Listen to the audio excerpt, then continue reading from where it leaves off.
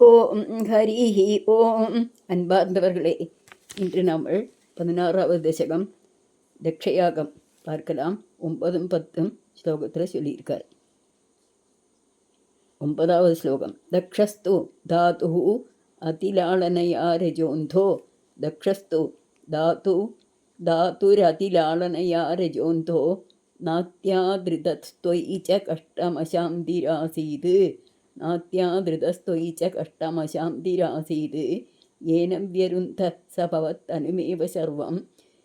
ஏனம் வியருந்த சபவத்தனுமேவ சர்வம். யஜ்ஞே ச வைரபிஷுனே ஸ்வசுதாம் யமானீத். யஜ்ஞே ச வைரபிஷுனே ஸ்வசுதாம் யமானீத். மீனிங் பார்க்கலாம். தக்ஷன் பிரம்மாவுடைய கடைசி பிள்ளை. அதனால் அவனை ரொம்ப லாளிச்சு கொஞ்சி அவரே எடுத்துட்டார். அதனால் தட்சனுக்கு ரஜோகுணம் வந்துடுது. ரஜோகுணம் வந்ததுனால காமம், குரோதம், மத மத்சரம் எல்லாம் அவன் புத்தி எழுந்துட்டான். பிரம்மாட்டையும் அவனுக்கு அப்பாவாக்குன்ற அந்த மரியாதை வரலை. அப்புறம் பகவான்கிட்டையும் அவன் மரியாதை வைக்கலை. அதனால் அவனுக்கு யாரையுமே மதிக்காமல் இருந்துட்டான். ரொம்ப கர்வப்பட்டு இருந்தான். அதனால் இங்கே பட்டதிரிப்பாடு சொல்கிறார், உங்களுடைய மூர்த்தி பேதமான சிவனையும் அவன் அவர் பண்ணினானே, சிவவிரோதம் வாங்கிட்டானே. ஒரு யாகம் பண்ணினானே. இந்த யாகத்தில் தன்னோடு பொண்ணை சதீதேவியை நல்லா அவமானப்படுத்தி விட்டானே, அவளை ரொம்ப கஷ்டப்படுத்தி விட்டானே அப்படின்னு சொல்கிறார். நமக்கு கூட்டி பிரித்து படிக்கலாம். தக்ஷஸ்து தாத்து அதிலாளனயா ரஜோந்தோ. தக்ஷஸ்து தாத்து அதிலாளனயா ரஜோந்தோ நாத்யாதிருதஸ்த்வயி நாத்யாதிருதா त्वयि ச கஷ்டம் அசாந்திராசீத். அசாந்திஹி ஆசீத். கஷ்டம் அசாந்திஹி ஆசீத். ஏன வியருந்த ச பவத்தனுமேவ சர்வம். ஏன வியருந்த ச பவத்தனுமேவ சர்வம். யஜ்ஞே ச வைரபிஷுனே ஸ்வசுதாம் யமானீத். யஜ்ஞே ச வைரபிஷுனே ஸ்வசுதாம் யமானீத். டியூனில் செல்லாம். தக்ஷஸ்து தாத்துர் அதிலாளனயா ரஜோந்தோ. தக்ஷஸ்து தாத்து அதிலாளனயா ரஜோந்தோ நாத்யாதிருஷः त्वयि च कष्टमशान्तिरासीत्. नात्यादृतस्त्वयि च कष्टमशान्तिरासीत्. येन व्यरुन्धः स भवत्तनुमेव सर्वं. येन व्यरुन्ध स भवत्तनुमेव सर्वं. यज्ञे च वैरपिशुने स्वसुधां यमानीत्. यज्ञे च वैरपिशुने स्वसुधां यमानीत्. இனி கடைசி ஸ்லோகம் பார்க்கலாம். क्रुद्धे समर्दितमखः स तु कृत्तशीर्षः. क्रुद्धे समर्दितमखः स तु कृत्तशीर्षः. देवप्रसादितहरात् अथ लब्धजीवः. देवप्रसादितहरात् लब्धजीवः. त्वत्पूरितक्रतुवरः पुनरापशान्तिं. त्वत्पूरितक्रतुवरः पुनरापशान्तिं. सत्वं प्रशान्तिकरपाहि மருத்புரேஷா. சத்வம் பிரசாந்திகரபாகி மருத்புரேஷா. இதோட மீனிங் பார்க்கலாம். அந்த தக்ஷன் கோபிச்சுக்கிட்டு சிவன்கிட்ட ரொம்ப கோவப்பட்டோன்னு அவர் என்ன பண்ணினார், அந்த யாகத்தில் அவனோட கழுத்தை வெட்டிட்டார். முண்டம் ஆயிட்டு கிடக்கிறான். அப்புறம் தேவன்மாரெலாம் கைலாசத்துக்கு போய் பகவானை துதி பண்ணி கீழே கூட்டின்னு வருவா. அப்போ பகவான் தன்னோட கண் பார்வையினால் தட்சனுக்கு ஜீவன் கொடுப்பார். ஜீவன் கொடுத்து ஆட்டோட தலையை கொண்டு வைக்க சொல்லுவா. ஆட்டோட தலை கடுத்தோன்னா தட்சனுக்கு கொஞ்சம் புத்தி வந்துதான். அப்படி அந்த சிவன் நல்லா துதிச்சார். துதி பண்ணி இருக்கிறப்போ நாராயணமூர்த்தி ரொம்ப அழகான ரூபத்தில் அந்த யஜ்ஞசாலையில் பிரத்யட்சமானார். எல்லாரும் துதிச்சா, அவருக்கு ஆசனமெல்லாம் கொடுத்தா. அப்படி இருக்கும்போது அவர் சாந்தி சொல்லிட்டு எல்லாருக்கும் சாந்தியை பிரதானம் பண்ணிட்டு அந்த யஜ்ஞபூர்த்தியை வருத்தி கொடுத்தார்.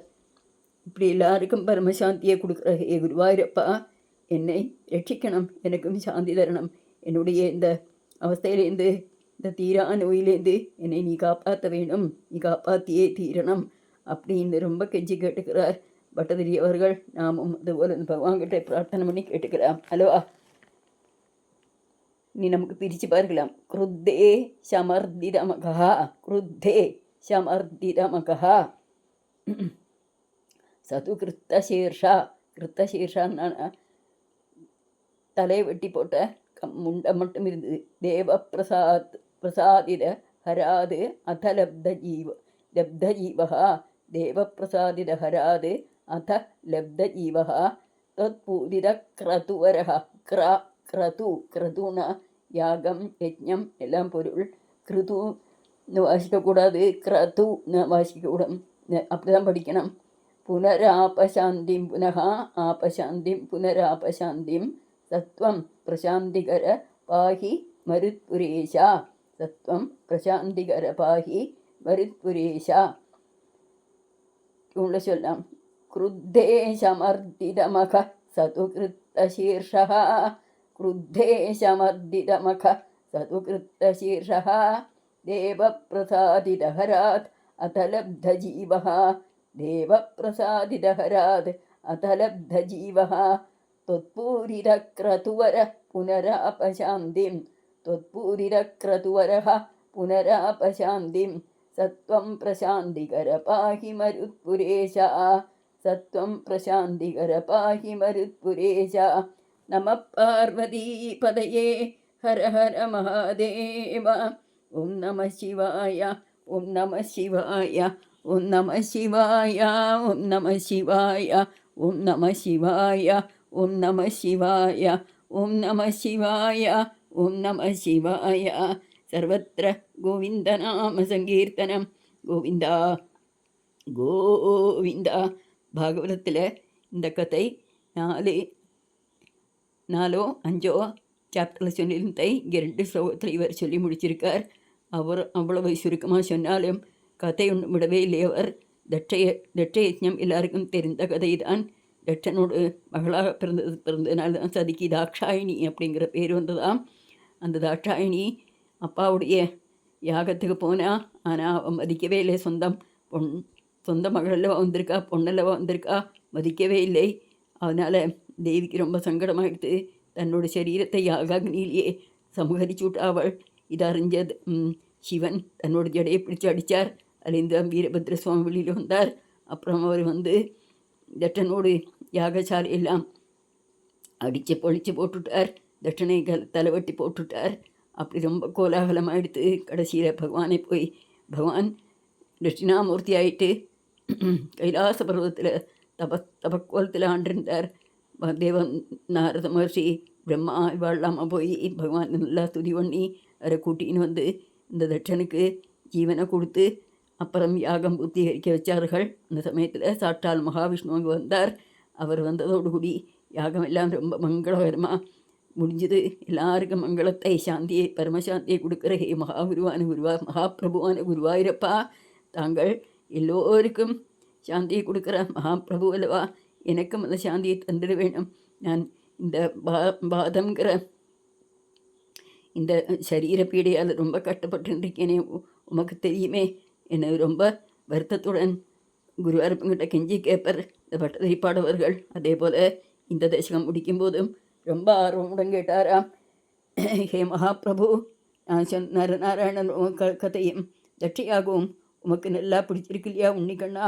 கேட்டோன்னு கண்ணனும் ரொம்ப ஆர்வத்துடன் ஆசையுடன் புன்சிரிப்புடன் அதை ஏற்றுக்கொண்டார்.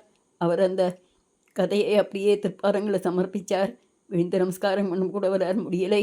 எப்படியோ நமஸ்காரம் பண்ணி அவரை பார்த்துட்டு இருக்கும்போது உன்னிக்கண்ணன் அந்த கோவிலுக்குள்ளே போயிட்டார். அப்படியே அவர் தன்னோட இல்லத்துக்கு வந்து அன்றைக்கி ராத்திரி தூங்கினார். ஆனால் அவருக்கு சரிக்கு தூக்கம் வரலாம். காரணம் ரோகம் இருக்கிறதுனால அவரால் நல்லா தூங்க முடியலை.